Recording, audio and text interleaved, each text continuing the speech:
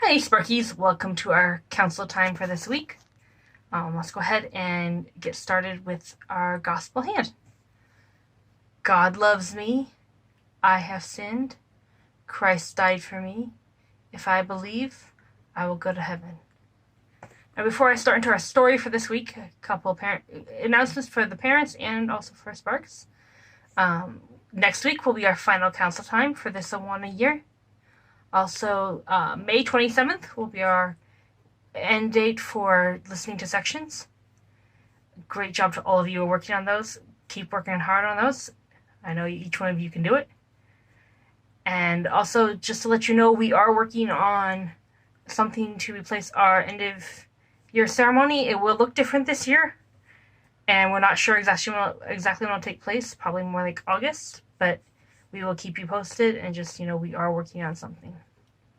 So for this week, we get to read the third one, the last of our Sparky books. So this week's book is called Sparky, Bops the Greedy Bug. It's based on Philippians 2:3. Let nothing be done through strife or vainglory, but in lowliness of mind, let each esteem others better than themselves. Robbie the rhinoceros beetle was one of the biggest bugs in Stump Village. He was also one of the most generous critters in the entire forest. Everyone knew that Robbie was especially fond of sharing.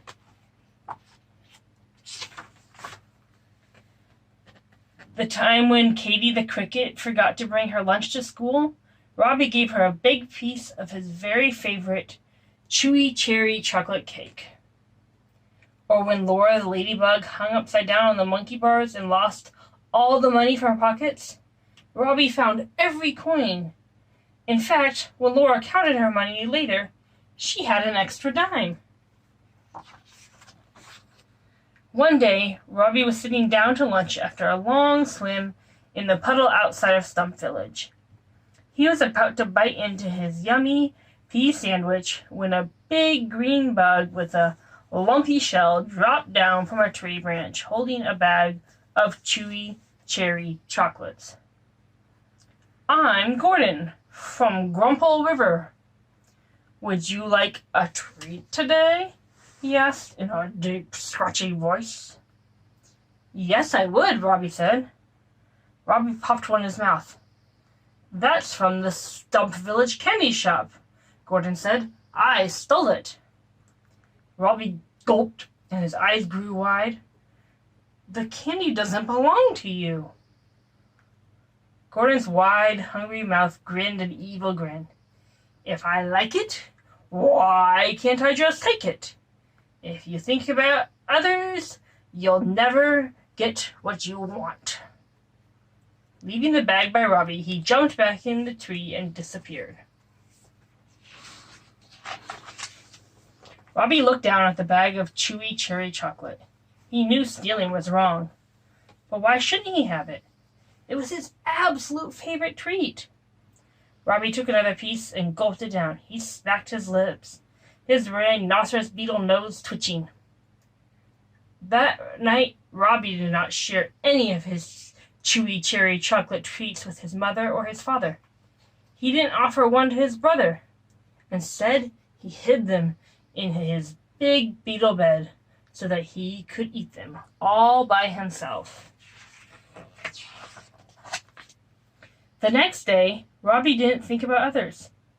He thought only about himself. If he saw something he liked, he grabbed it and stuffed it in his backpack. Mine, he yelled, snatching the red feathers Mrs. Arachnid brought in to show the class. Gimme! He shouted as he grabbed the snail shell Katie the cricket found while she was playing. Soon everyone in Stump Village knew that something was terribly wrong with Robbie the rhinoceros beetle. He was no longer helpful or generous. Instead, he was greedy and selfish. We are worried, said Robbie's teachers. He's so unkind, said Robbie's friends. Well, what can we do, said Robbie's parents. One day, Robbie's parents flew to the top of Stump Village, where the elder bugs gathered. Robbie didn't come to breakfast this morning, and he didn't go to school.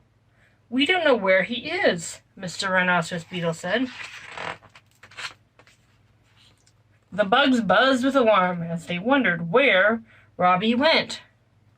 Finally, Clyde the centipede stood up slowly. Clyde was the oldest bug in Stump Village, and he was very wise. I fear that young Robbie has been deceived by the greedy bug. Who is the greedy bug? Mr. Rhinoceros Beetle asked. Gordon the greedy bug lives down by Grumple River, Clyde answered. He lives surrounded by piles of stuff that his greedy hands have collected. Robbie may be there. If so, he is in danger. The greedy bug will fight to keep his stuff, and he never loses a duel. Mrs. Rhinoceros Beetle moaned in distress. Suddenly a voice called out, I'll go after him. Sparky the Firefly flew up next to Robbie's parents. Robbie is my friend. I'll help you find him. With Sparky leading the way to Gordon the Greedy Bug's house was easy to find. It was small and sat in the middle of a teetering pile of junk. Robbie sat on one pile, his face smeared with chewy cherry chocolate. Robbie, you need to come home, Sparky pleaded. Leave me and my stuff alone, Gordon the Greedy Bug snarled as he leaped out from behind a pile of stuff. We don't want your stuff. We want our friend, Sparky answered bravely. Gordon grabbed a doodle bopper and poked Sparky. You want your friend back? Well, I challenge you to a duel. Gordon jumped onto Bug Tussle Rock as Sparky chose his own doodle bopper.